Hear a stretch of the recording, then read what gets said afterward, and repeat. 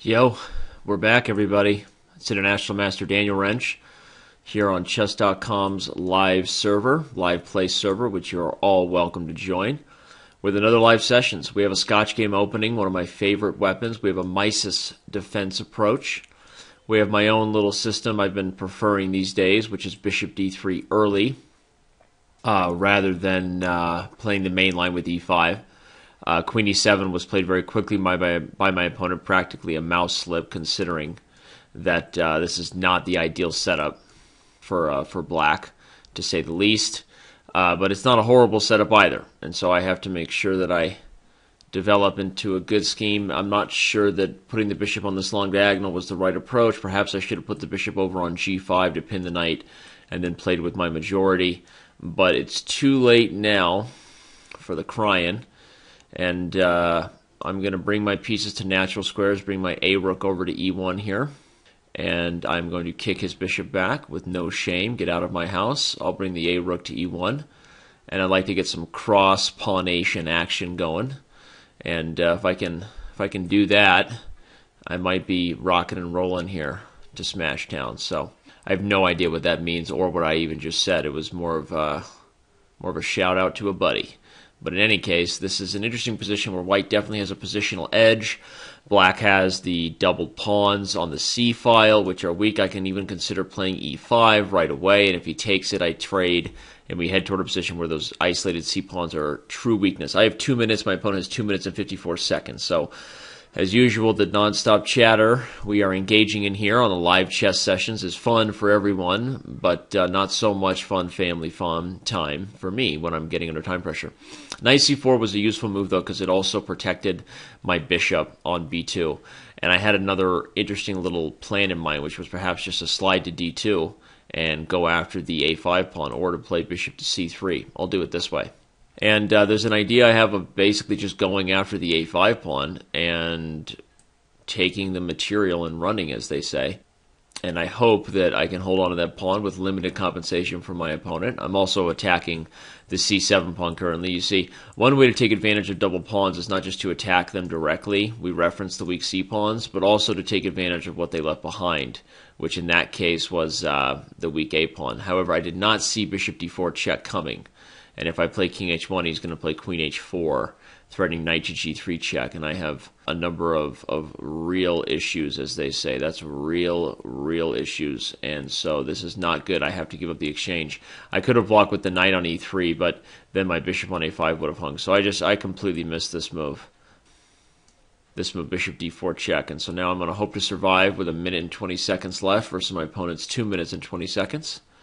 And he's not really threatening anything too fancy schmancy right now, so can I bring this guy back? If he plays knight h3 check, king h1, knight takes f2, I take, he takes, I take, aha, he is threatening it, so I do need to put the king on h1 and avoid this knight h3 check pin that he was threatening, because my g2 pawn was pinned by his last queen move. So if we can hold on for this one, we do have some compensation for the exchange when you consider that we have this dark square bishop, which is nice. My opponent has weak dark squares potentially. So it's not over Red Rover just yet, though that was a very strong move. I don't want to move my knight, because then I lose the bishop on a5, so I move that guy with tempo, but I don't want to take either on d5, because then I have other issues.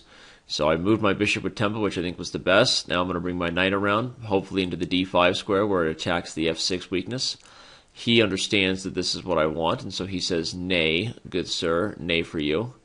But maybe now we just need to go for an attack. Go for it. Try to expand quickly and create some compensation for our exchange that we lost.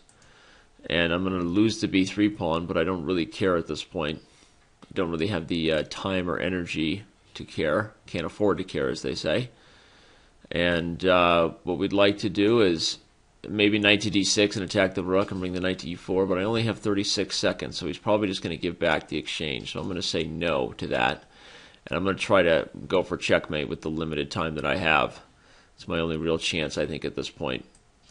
My only real chance at this point is to do that. So that's what I'm going to do. And now if he takes on e4, of course I have to take with the queen or the rook. Can't take with the pawn because my queen hangs to the pin. I have 30 seconds. He has a minute and 30 seconds. But I'd like to get f5 in, if possible. That would be a goal of mine. Took with the queen. Not sure it was the best idea, but I was worried about taking with the rook and exposing my first rank if he took on a4 with his rook. So that's why I took with the queen, to explain it. If I need to explain myself to you, that's what I just did. And now I take on c6 in 30 seconds, but I also do have an increment. It's 3-1, 3 minutes with a 1 second increment time control, so maybe that'll help out a tad, possibly. Let's hope. Who knows, right? That looks like a pretty good move, and looks like I'm in pretty much toast. That was not a fun time for me, that last move of his. Not a fun time at all. And we are striving, and riding the course. We're trying our best here to create as much counterplay as possible. Now he should just play the move queen to d5 check and trade queens. That would be the best technique to win. Yep, and that's what he does. I don't have enough time to even try to justify playing on a lost position. I have 10 seconds. My opponent has 50 seconds, and so I will indeed resign. Okay, well, taking a quick look at it, this is the Mieses Scotch game, and the point is that this variation of bishop d3 is not the most aggressive, and I think that black achieves equality in a couple different lines, but not this move queen e7, which blocks the bishop and creates problems. He was expecting me to play the move e5, after which the main move is queen e7, pinning the pawn. So this was a mouse slip, to say the least. But in this case, white's position was definitely doing well. It was a good position, but I'm not sure that b3 was the right approach. Perhaps I should just play knight c3 and bishop g5 and f4 and play more aggressively. Yeah, that looks so much better than what I did. That's disappointing. So I took a very slow, passive approach here and gave my opponent time. This position is still better for white, but here I got a little bit careless, allowing him to get this counterplay in the darks, which is pretty much completely blundering bishop d4 check.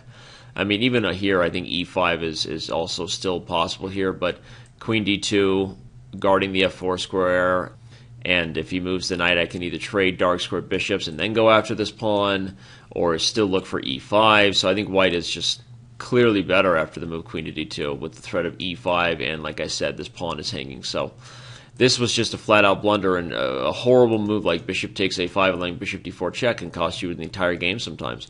You see, I couldn't play king h1 because after he plays queen h4, he's threatening knight g3 checkmate, which also wins the queen, and I can basically resign.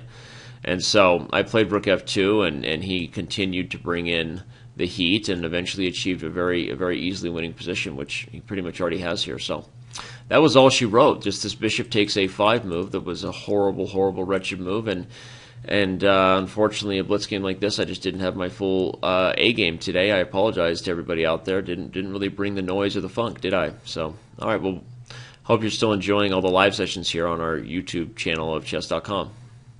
Hope you enjoyed this video, and I'll see you around on Chess.com.